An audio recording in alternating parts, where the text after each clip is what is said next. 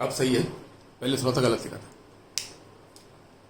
12400 upon delta V2, 12400 upon delta V1 25,000 volt था, तो delta V2 is equal to 25 plus 50%, यानी कि 37,500।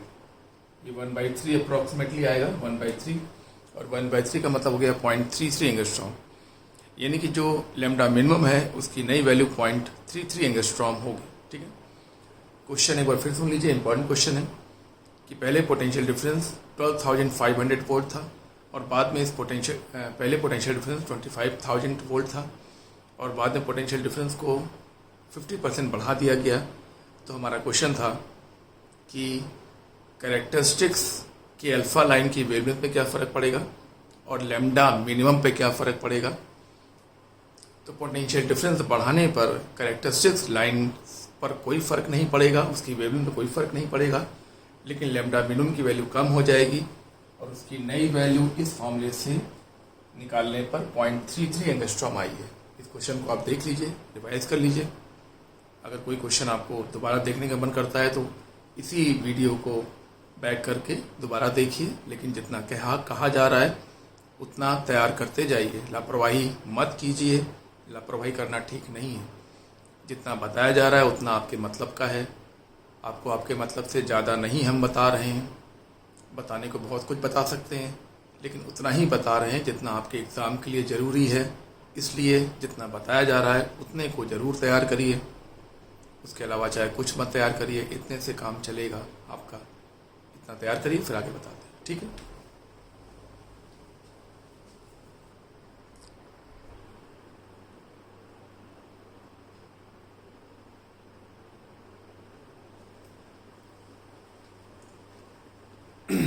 यहाँ पर एक और क्वेश्चन है।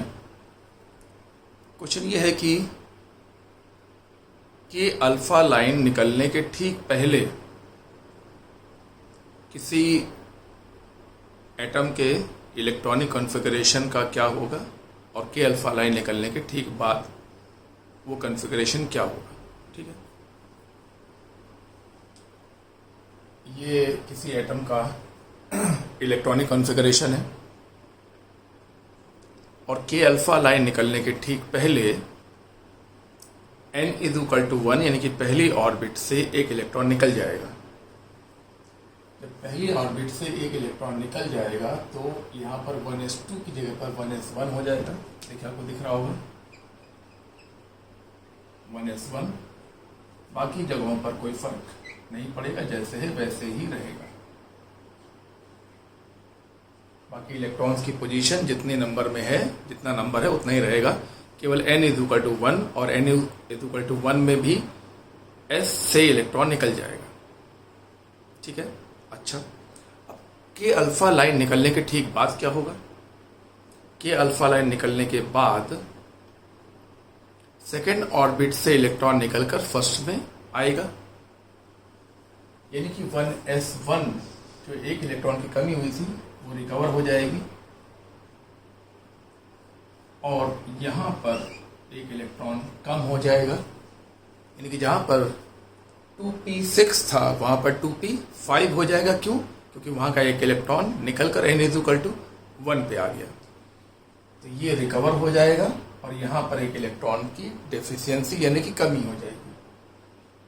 तो ये कॉन्फ़िगरेशन है कि अल्फा लाइन निकलने के ठीक पहले और ये कॉन्फ़िगरेशन है कि अल्फा लाइन निकलने के ठीक बाद का। ठीक है, इस क्वेश्चन को देखिए, बड़ा ही सिंपल और कॉन्सेप्चुअल क्वेश्चन है। इसको समझना आपके लिए बहुत ज़रूरी है। अगर आपको ये बात समझ में आती है तो इसका मतलब है कि आपको कैरेक्टरिस्टिक स्पेक्ट्रम के बारे में बातें समझ में आ रही हैं। अगर आपकी बात समझ में नहीं आती है इसका मतलब है कि कहीं कुछ कमी है आपके समझने में या मेरे समझाने में, इसलिए आपको ये बात उतनी समझ में नहीं आ रही। कि अल्फा लाइन तब निकलती है जब n इज इक्वल टू 1 से एक इलेक्ट्रॉन एटम को छोड़ के बाहर चला जाता है। ये देखिए, जहाँ 2 था वहाँ 1 हो गया क्योंकि एक इलेक्ट्रॉन ने अपनी जगह को छोड़ दिया। और के अल्फा लाइन निकलने के ठीक बाद की जो पोजीशन है कि n इज इक्वल टू 2 से n इज इक्वल टू 1 पे एक इलेक्ट्रॉन आएगा, तो देखिए जब 2 से 1 पर इलेक्ट्रॉन आ गया तो ये जो कमी थी वो रिकवर हो गई और यहाँ पर एक इलेक्ट्रॉन की कमी हो गई। इसको रिवाइज करिए फिर आगे बताते हैं। ओके,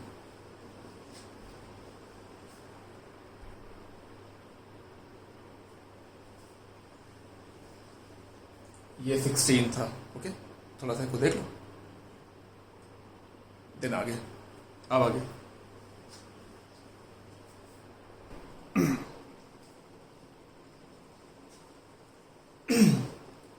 अब हम लोग कैरेक्टरिस्टिक्स लाइंस की फ्रीक्वेंसी, वेवलेंथ और एनर्जी कैलकुलेट करने का तरीका सीखेंगे। थोड़ा शॉर्ट में जल्दी समझिएगा।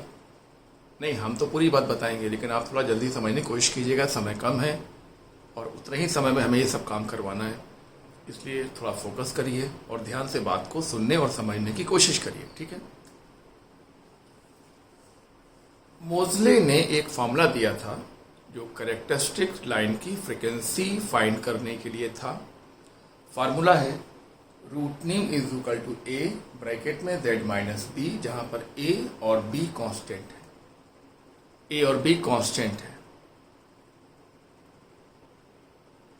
z टारगेट का एटॉमिक नंबर है और न्यू कैरेक्टरिस्टिक लाइन की फ्रीक्वेंसी है जो हमें कैलकुलेट करने के लिए कहा जाता है, फाइंड करने के लिए कहा जाता है। a और b कांस्टेंट है। अगर a की वैल्यू रखनी पड़े तो a की वैल्यू होती है RC 1/n1 square minus 1/n2 square. ठीक है, n1 n2 की वैल्यू आप लोग रख लेंगे, नहीं रख पाएंगे। n1 n2 की वैल्यू रख लेंगे, एक सेकंड बताते हैं। मान लो के लाइन की बात हो रही है, मान लो के लाइन का क्वेश्चन है, तो n1 की जगह पर 1 रखना है। किसके लिए? के लाइन के लिए। ठीक है ना। अब के अल्फा की बात हो रही है, के अल्फा के लिए n2 की जगह पर 2, के बीटा के लिए 3, के गामा के लिए 4। चलो तैयार करो पहले इतना। के लाइन की बात हो रही है तो n1 की जगह पर 1 ही रखना है अगर के लाइन की बात हो रही है। अब के में अगर अल्फा की बात हो रही है तो n2 की जगह पर 2, के बीटा तो n2 इज इक्वल टू 3, के gamma n2 is equal to 4। ठीक है, एक सेकेंड।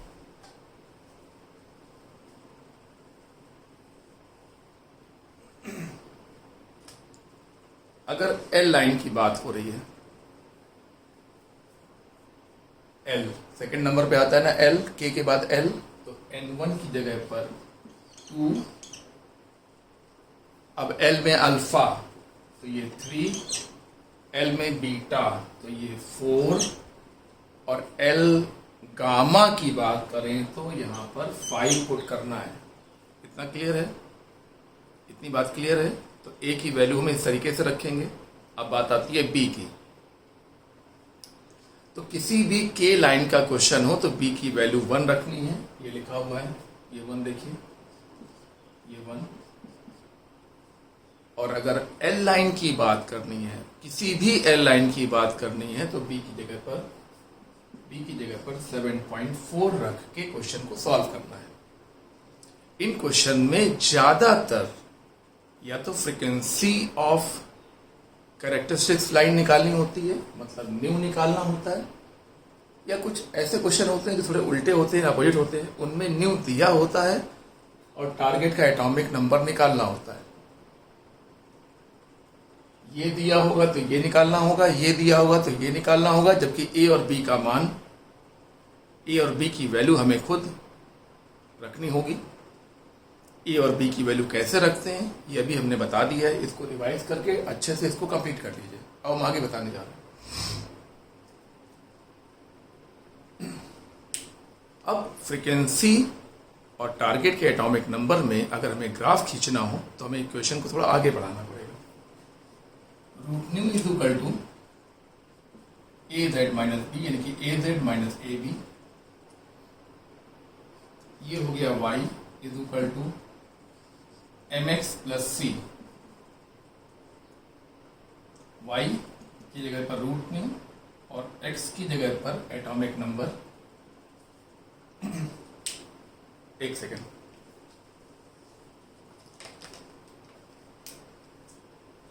ये देखिए स्लोप पॉजिटिव है और इंटरसेप्ट निगेटिव है।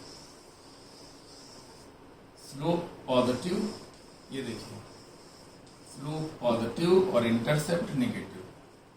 Slope positive theta less than 90। Slope positive समझते हैं?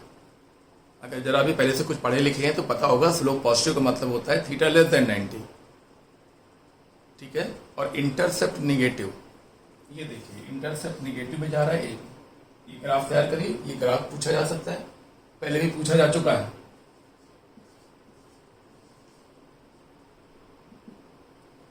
ये ग्राफ तैयार कर लीजिए, मोजले लॉ का बड़ा इंपॉर्टेंट ग्राफ है, ठीक है ना। इसके बाद आपको हम आगे कुछ बताने जा रहे हैं इसी के आगे।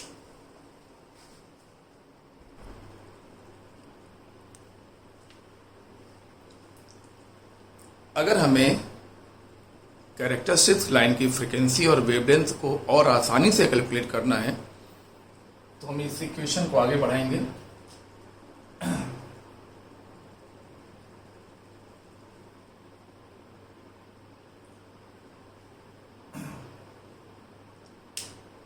एक बार एक चीज रह गई, जरा उसको हम पहले बता दें फिर हम आगे बढ़ते हैं।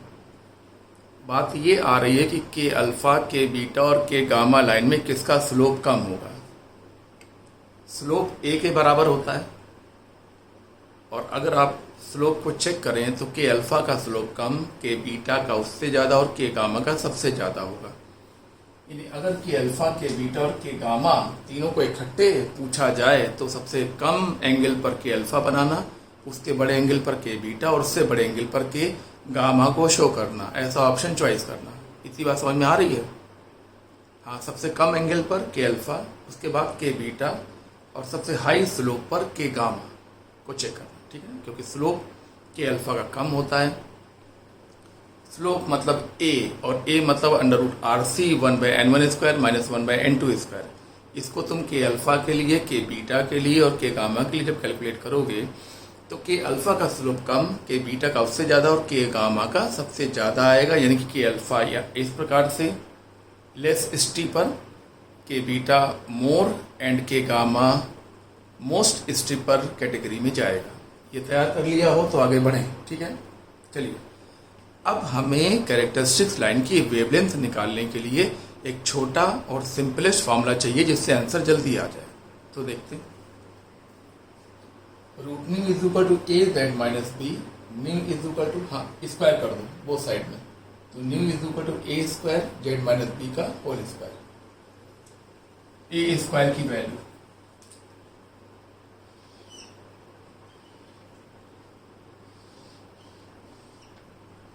ये है, ए स्क्वायर की वैल्यू जेड माइनस बी का whole square. Frequency is equal to C by wavelength. इन चीजों की प्रैक्टिस करो। C is equal to nu lambda, तो न्यू की जगह पर, फ्रीक्वेंसी की जगह पर C बाई लैम्डा। अगर C इज इक्वल टू यानी कि velocity of wave is equal to nu lambda, formula नहीं याद है तो पढ़ाई लिखाई छोड़ दो। ये मेरी तुमसे सलाह दे रहा हूं तुमको मैं। अगर C बराबर या V बराबर एफ लैम्डा, V बराबर एफ लैम्डा नहीं याद है तो पढ़ाई तुमको इस समय छोड़ देनी चाहिए, ठीक है। अब आगे सुनो क्या कहने जा रहे हैं। क्योंकि ये बात इलेक्ट्रोमैटिक वेव की है इसलिए हम V नहीं बल्कि C बोल रहे हैं, क्योंकि हम बात कर रहे हैं वैक्यूम की, और वैक्यूम में जो स्पीड ऑफ इलेक्ट्रोमैटिक वेव होती है वो स्पीड ऑफ लाइट के बराबर होती है, यानी कि C यानी 3.8 इंटू 10⁹ के बराबर होती है।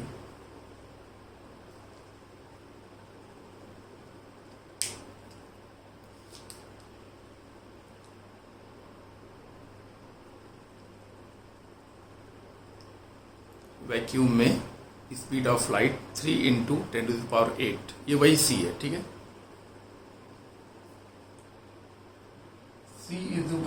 लैम्डा, तो न्यू की जगह पर c बाई लैम्डा, c से c cancel, 1 by lambda is equal to r and so on. इसको कैलकुलेट करते वक्त जब तुम वेवलेंथ को कैलकुलेट करोगे तो तुम्हें r की वैल्यू रखने में थोड़ी दिक्कत आ सकती है। तो हम तुमको ये बता रहे हैं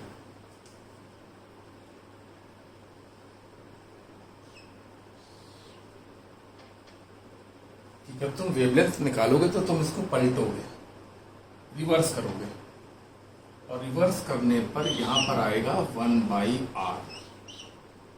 अरे भाई जब रिवर्स करोगे तो 1 बाई आर आएगा ना, और 1 बाई आर की जगह पर तुम्हें रखना है 912 एंगस्ट्रॉम। ये कैलकुलेट, ये तैयार करो, बहुत जरूरी है तुम्हारे लिए।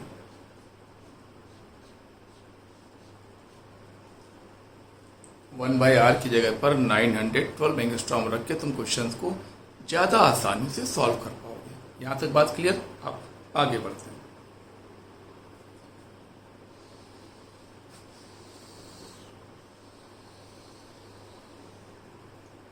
अब बात आती है कैरेक्टरिस्टिक फोटोन की एनर्जी की। तो E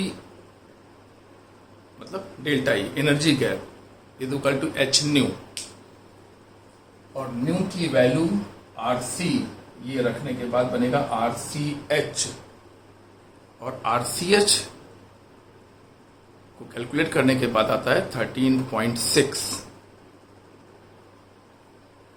तो यहां पर हो गया 13.6, आगे 1 by n1 square minus 1 by n2 square Z minus B का होल स्क्वायर। ठीक है ना, क्योंकि हमने RCH की जगह पर 13.6 रख दिया है, इसलिए ये जो एनर्जी आएगी वो जूल में नहीं बल्कि इलेक्ट्रॉन वोल्ट में आएगी। जब भी हम पूरी मॉडर्न फिजिक्स में जब भी हम RCH को 13.6 लिख देंगे तो उस समय जो एनर्जी आएगी वो जूल में नहीं बल्कि इलेक्ट्रॉन वोल्ट में आएगी। इन बहुत छोटी छोटी बातों को पकड़ने और अडॉप्ट करने की कोशिश करिए। ठीक है, तो एनर्जी का फॉर्मूला क्या हो गया, आप बताइए क्या हो गया?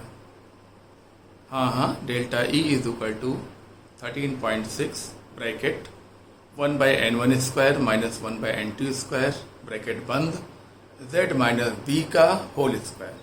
b की value according to the question, k line का क्वेश्चन है तो b की जगह पर 1 रखना है, l लाइन का क्वेश्चन है तो b की जगह पर 7.4 रखना है। ठीक है, इतना तैयार करिए। फिर इसके आगे इस चैप्टर का आखिरी आर्टिकल बताते हैं और इस चैप्टर को खत्म करते हैं, फिर अगला चैप्टर विद क्वेश्चन शुरू करेंगे। ठीक है,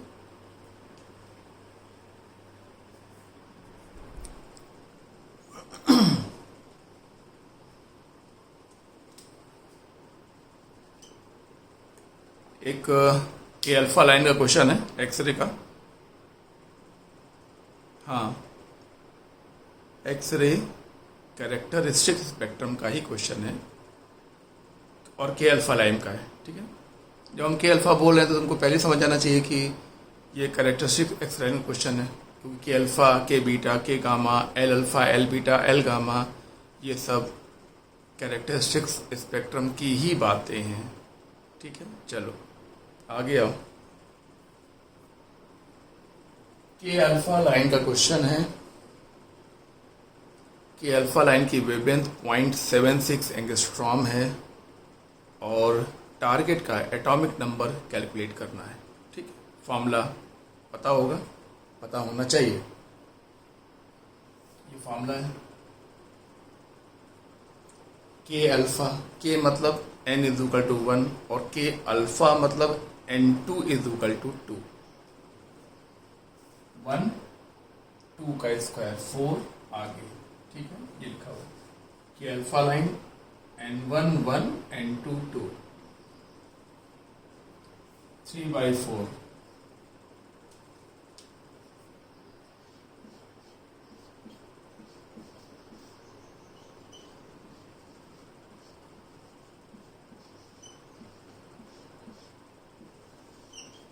चलिए अब दिख रहा होगा। ठीक है,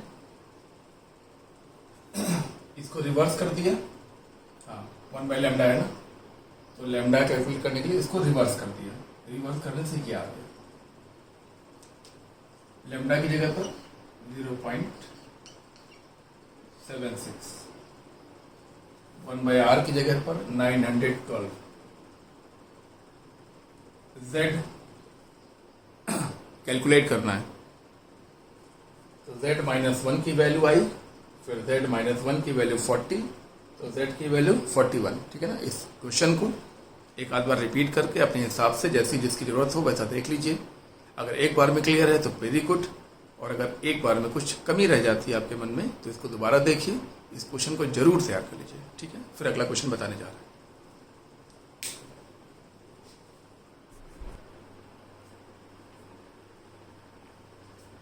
अब हम लोग एक्सरे के डिफ्रैक्शन के बारे में बात करें। एक्सरे किसी क्रिस्टल पर जब गिरती है तो वो जब रिफ्लेक्ट होती है तो इंटरफेयर करती है, और इंटरफेरेंस की वजह से एक फेनोमेना डेवलप होता है जिसे हम लोग कहते हैं डिफ्रैक्शन ऑफ एक्सरे। एक्सरे के डिफ्रैक्शन में जो जरूरी चीज़ें इन्वॉल्व हैं वो पहले आपको हम बताते हैं। ये एक प्लेन है क्रिस्टल का, एक प्लेन है, ये एक प्लेन है और उसके नीचे एक और प्लेन है। इन्हीं दोनों प्लेन से एक्सरे रिफ्लेक्ट होगी, रिफ्लेक्ट होने के बाद इंटरफेयर करेगी और इंटरफेरेंस करने के बाद डिफ्रैक्शन फेनोमेना को शो करेगी। ये एक रे है, ये दूसरी रे है, ये और ये इक्वल हैं, तो ये हुआ पाथ डिफरेंस। ध्यान से देखिए, ये और ये इक्वल पाथ लेंथ है तो ये हुआ पाथ डिफरेंस, क्योंकि ये एंगल ग्लांसिंग एंगल है थीटा, और ये डी है तो ये डी साइन थीटा और ये डी साइन थीटा। कितने हो गए, ये डी साइन थीटा, ये डी साइन थीटा, कितना हो गया टोटल 2d साइन थीटा। ठीक है। अगर हमें मैक्सिमा की कंडीशन बनानी है तो path difference should be equal to n lambda, delta x is equal to n lambda, और delta x is equal to 2e sine theta, okay, is equal to n lambda. अगर question first order diffraction का है तो इनकी जगह पर 1 रखिए, second order का है 2 रखिए, थर्ड ऑर्डर का है 3 रखिए। इतना समझ में आ गया। ये सब क्वेश्चन पूछे जाते हैं भैया, इनको तैयार करो, जितना कह रहे उतना तैयार करो। अगर फर्स्ट ऑर्डर क्वेश्चन है तो n is equal to 1, second order 2, third order question है तो n इज इक्वल टू 3 रखो और क्वेश्चन को सॉल्व करो, बात को खत्म करो। ठीक है। तो इस फॉर्मूले से lambda is equal to 2d sine theta by n। अगर हमको एक्सरे की मैक्सिमम वेवलेंथ कैलकुलेट करनी है, मैक्सिमम तो ये होना चाहिए, मैक्सिमम मतलब 1, और ये होना चाहिए मिनिमम मतलब 1। नहीं आया। अगर इसे मैक्सिमम करना है तो इसको मैक्सिमम होना पड़ेगा और इसको मिनिमम होना पड़ेगा। तो ये मैक्सिमम 1 और ये मिनिमम 1, तो lambda max is equal to 2d 1/1, यानी कि lambda max is equal to 2d। यानी एक्सरे की वेवलेंथ अगर 2d से भी ज्यादा है तो डिफ्रैक्शन नहीं होगा। अगर एक्सरे की वेवलेंथ 2d से कम है तो उस क्रिस्टल से डिफ्रैक्शन होगा, और अगर एक्सरे की वेवलेंथ 2d से ग्रेटर है, ज़्यादा है, तो उस क्रिस्टल से डिफ्रैक्शन नहीं होगा। ठीक है ना। ये है पूरा ब्रेग्स लॉ। इतना तैयार करिए, फिर इस चैप्टर का आखिरी आर्टिकल बता के चैप्टर को खत्म करते हैं।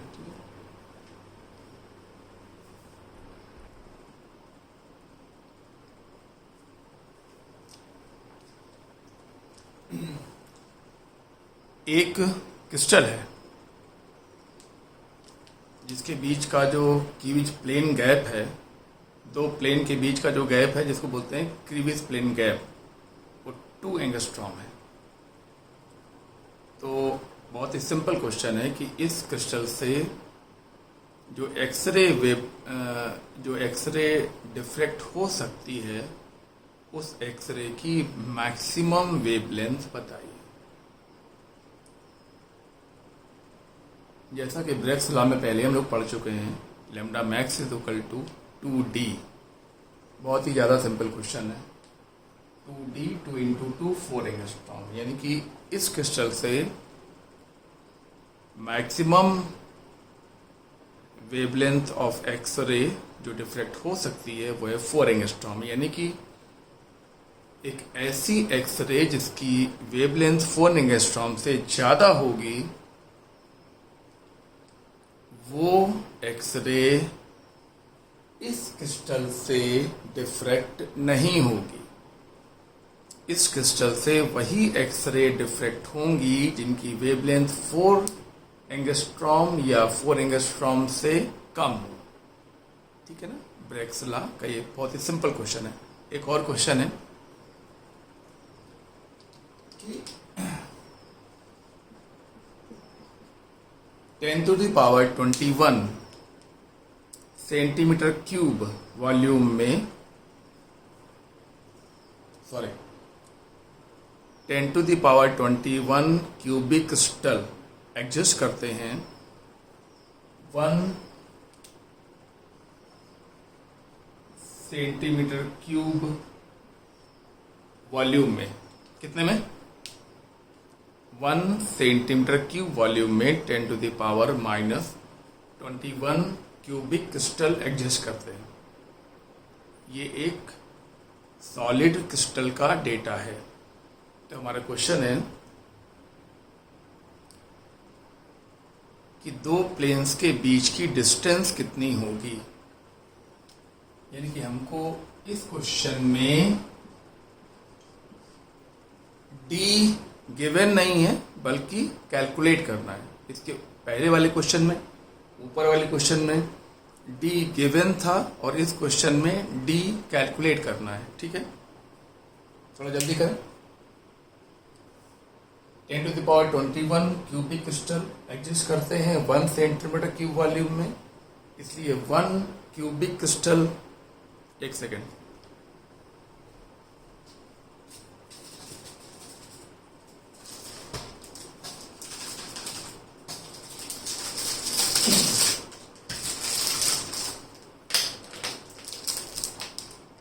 ये देखिए, ये देख रहे हैं, ये क्यूबिक क्रिस्टल है, इसलिए 1 क्यूबिक क्रिस्टल कितने वॉल्यूम में एग्जिस्ट करेगा? 1/10⁻21 यानी कि 10⁻⁻21 सेंटीमीटर क्यूब में एग्जिस्ट करेगा। कितना? 1 क्यूबिक क्रिस्टल। ये आपको दिखाई पड़ रहा होगा, ये देखिए, ये 1 cubic crystal 10⁻⁻21 centimetre cube volume में एग्जिस्ट करेगा। तो इसकी एक साइड कितनी होगी? ये पूरा वॉल्यूम होता है ए। देखिए, ए मतलब ए cube. So A cube is equal to volume. So A is equal to 10⁻⁻7 centimetre में, यानी कि 10 एंगस्ट्रॉम। क्लियर है? क्वेश्चन इंपॉर्टेंट है, बहुत सिंपल है, ध्यान से देखिए, तैयार करिए, फिर अगला क्वेश्चन बता।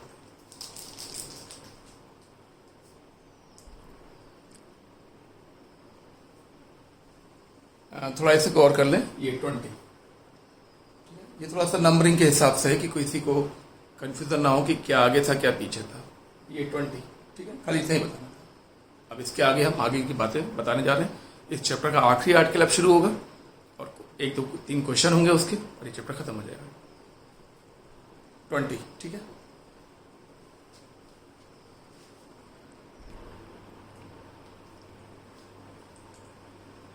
अब बात करते हैं कॉम्पटन इफेक्ट की। कॉम्पटन इफेक्ट का क्या मतलब सेंस है कि कॉम्पटन ने एक बात ये ऑब्जर्व की कि जब कोई फोटॉन किसी टारगेट पे टकराता है, ये फोटॉन किसी टारगेट पे टकराता है तो वो फोटॉन अपनी थोड़ी एनर्जी टारगेट के फ्री इलेक्ट्रॉन को दे देता है। तो टारगेट का फ्री इलेक्ट्रॉन वो एनर्जी पाकर एक तरफ निकल जाता है और इस इलेक्ट्रॉन को हम कहते हैं रिक्वायर्ड इलेक्ट्रॉन। क्या कहते हैं? Required electron. और फोटॉन, ये जो था पहले वाला, वो अपनी थोड़ी एनर्जी लॉस करके एक नए फोटॉन में कन्वर्ट हो जाता है। इसको हम नया फोटॉन क्यों कहते हैं? क्योंकि इसकी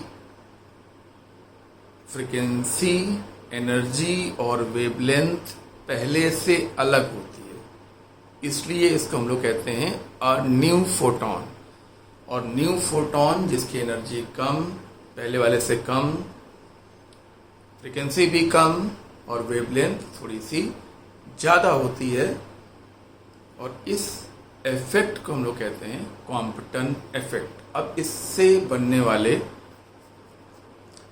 जो न्यूमेरिकल्स हैं उनको देखते हैं। अभी तो बता दी थ्योरी ये थी कॉम्पटन इफेक्ट की कि जब कोई फोटॉन किसी टारगेट से टकराता है तो वो अपनी थोड़ी एनर्जी किसी इलेक्ट्रॉन को दे देता है, जो इलेक्ट्रॉन वहाँ से निकल जाता है। उस इलेक्ट्रॉन को हम लोग कहते हैं रिक्वायर्ड इलेक्ट्रॉन, और वो फोटॉन अपनी थोड़ी एनर्जी लॉस करके एक नए फोटॉन में कन्वर्ट हो जाता है, और उस नए फोटॉन की एनर्जी पहले से कम होती है, फ्रिक्वेंसी पहले से कम होती है, वेवलेंथ पहले से थोड़ी सी ज़्यादा होती है, और इस पूरे प्रभाव को इफेक्ट हम लोग कहते हैं कॉम्पटन इफेक्ट। अब इस आर्टिकल की ये थ्योरी थी, और अब इससे बनने वाला क्वेश्चन की चेंज इन वेवलेंथ क्या होगी। कैलकुलेशन करने के बाद जो फॉर्मूला हमने बनाया है उसको बता रहे हैं। Delta lambda is equal to h upon m not c। ये देखो h upon m not c 1 minus cos theta, जहाँ पे थीटा एंगल ऑफ स्कैटरिंग है,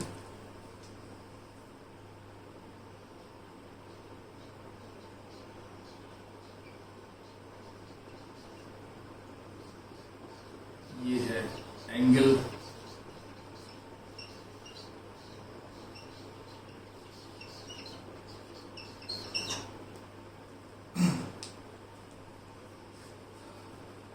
फोटॉन जिस एंगल पे जाएगा उसे कहेंगे एंगल ऑफ स्कैटरिंग, और इलेक्ट्रॉन जिस एंगल पे जाएगा उसे कहेंगे एंगल ऑफ रिकॉइलिंग। ठीक है, इतना समझ में आ गया होगा, आ भी जाना चाहिए। ठीक है, डायग्राम को ठीक से देख लीजिए, कोई दिक्कत है तो बार बार रिवर्स करके देख लीजिए, बात को क्लियर करिए, तब आगे बढ़िए। ठीक है ना, कोई बातें अगर लगता है कि हमें छूट रही हैं, कम समझ में आ रही हैं, तो उसको रिक्वायर वापस करिए, बैक करिए, देखिए, समझिए। ठीक है, कुछ ऐसे प्रोग्राम हैं जो आपको अभी हम बताएंगे, लेकिन हम पहले इस बात पर ज़्यादा फोकस करेंगे कि हमें चैप्टर ख़त्म कर लें। ये चैप्टर ख़त्म करने के बाद कुछ ऐसी बातें हैं जो आपसे हम करेंगे, आपको हम बताएंगे, और उन बातों के आधार पर ही हम लोग आगे काम करेंगे। ठीक है, लेकिन मेरा पहला काम है चैप्टर को ख़त्म करना, इसलिए पहले हम इसको कंक्लूड कर लेना चाहेंगे, ये बहुत ज़रूरी है। ठीक है, चलिए। h Planck constant, m not electron का रेस्ट मास, और c स्पीड ऑफ लाइट। इसकी वैल्यू 0.0243 होती है एंगस्ट्रॉम।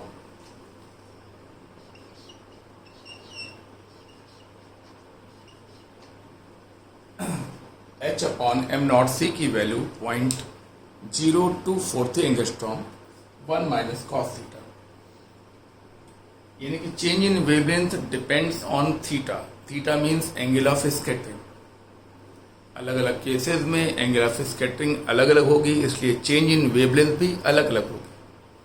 अब यहाँ से 3 बड़े कॉमन क्वेश्चन बनते हैं, वो आपको हम जल्दी से बता दे रहे हैं। अगर 0 डिग्री स्कैटरिंग है तो cos 0 मतलब 1, 1 माइनस 1 मतलब 0, यानी कि no Compton effect, no change in wavelength.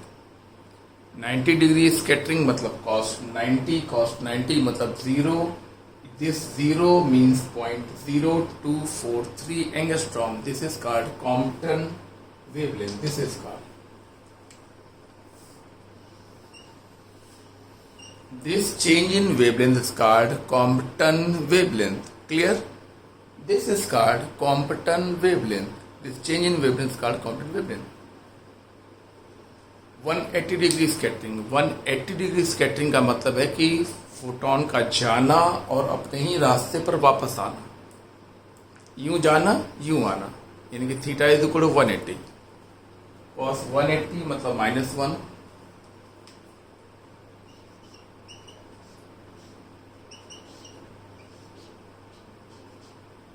One minus -1 day 2 हो गया, इसका डबल हो गया। डबल होने का मतलब है 0.486 एंगस्ट्रॉम। ये सब तैयार करो।